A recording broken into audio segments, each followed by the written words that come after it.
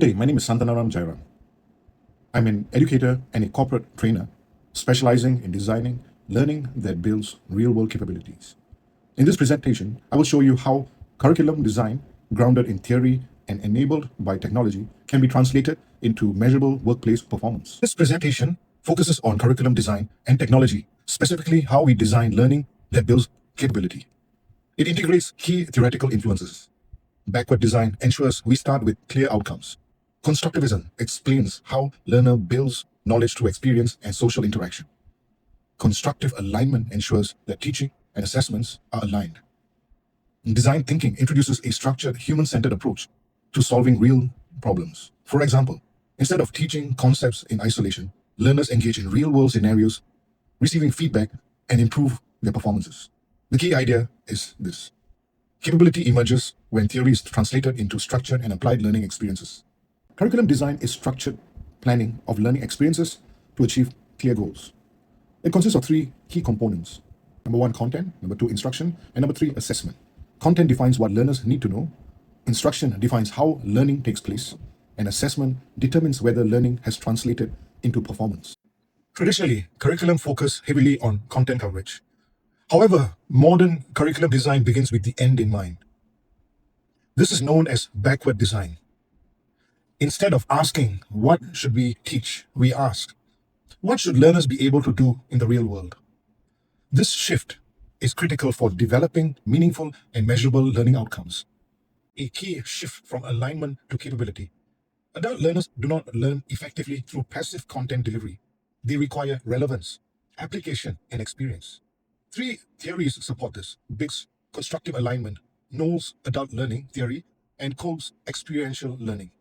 Together, they show that learning must be aligned, practical, and experience-based. However, there is a critical limitation. Alignment alone is not enough. If learning is not applied in real contexts, it does not translate into performance. Therefore, curriculum must be designed backwards from workplace capability, not academic content. Backward design, developed by Wiggins and McTighe, is a foundational curriculum model. It follows three stages. First, identify desired learning outcomes. Second, determine what evidence will demonstrate that learning has occurred. Third, design learning experiences to achieve those outcomes. This reverses traditional curriculum planning. Instead of teaching first and assessing later, we design assessment first. The strength of this model is alignment. Everything in the curriculum is connected to performance. However, it can become rigid if outcomes are too narrowly defined. When applied effectively, it ensures that learning leads directly to capability. Constructivism explains how learners actually learn. Piaget emphasized cognitive conflict. This means learners develop understanding when their existing thinking is challenged. Vygotsky emphasized social interaction and guided learning. He introduced the concept of the zone of proximal development. Together, these theories show that learning is active, social, and experimental. This challenges traditional models where learners passively receive information. Instead, learners must engage, explore, and construct knowledge through meaningful experiences. Constructivism forms the foundation for modern learner-centered curriculum design. Design thinking, introduced by Tim Brown, operationalizes constructivist learning. It provides a structured process: empathize, define, ideate, prototype, and test. This transforms curriculum design into a problem-solving process. Instead of focusing on content, we focus on the real learner's need and real-world challenges. Learners are not just absorbing knowledge, they are actively designing solutions. This approach develops creativity, critical thinking, and adaptability. These are essential skills for the 21st century.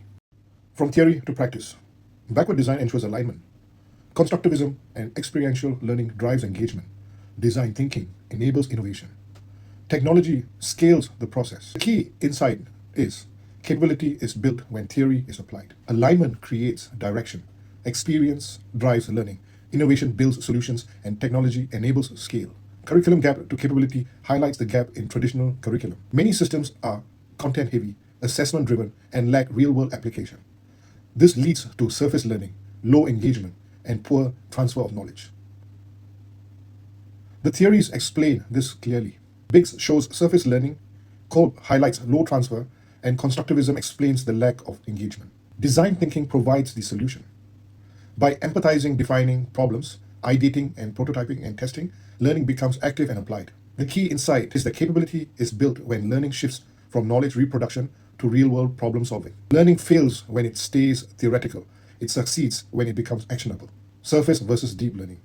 The contrast of surface learning with deep understanding. Surface learning focuses on memorization, passive engagement, and recall-based assessment. Learners reproduce information but struggle to apply it. Deep learning, as explained by Biggs and Tang, focuses on meaning, connection, and transfer. Learners actively engage, collaborate, and solve problems. Assessments shift from recall to application and synthesis. Key issue is this: a content-driven curriculum produces learners who know answers but struggle to think critically.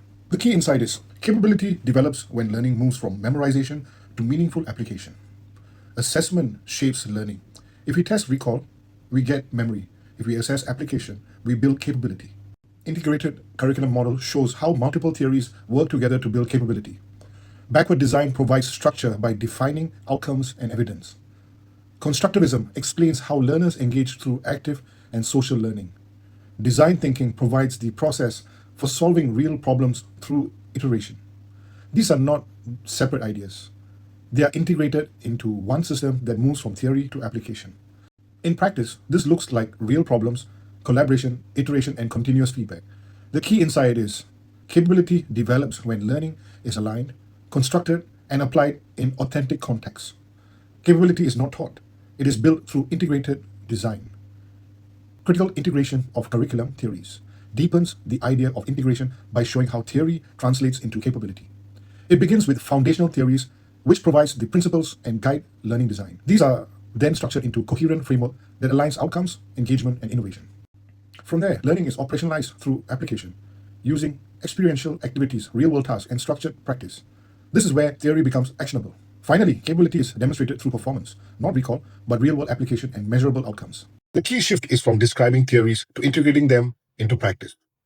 The key insight is capability emerges when theory is structured, applied, and refined through real-world learning experience. Theory informs design, but application builds capability. Technology, as an enabler of curriculum design, does not determine learning quality.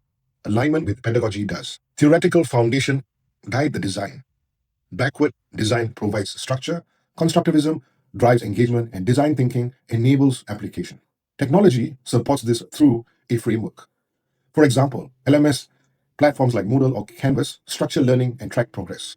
AI tools like ChatGPT personalize feedback and suggest improvements.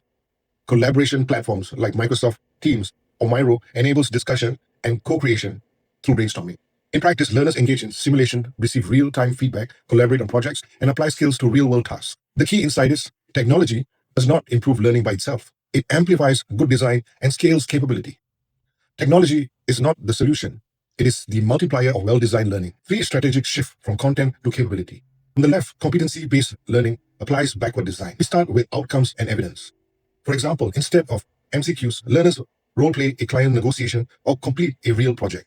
This ensures performance, not just knowledge. In the middle, design thinking integrates constructivism. Learners solve real problems through empathy, ideation, prototyping, and testing. For example, designing a sustainability solution in teams. Here, learning happens through experience and collaboration.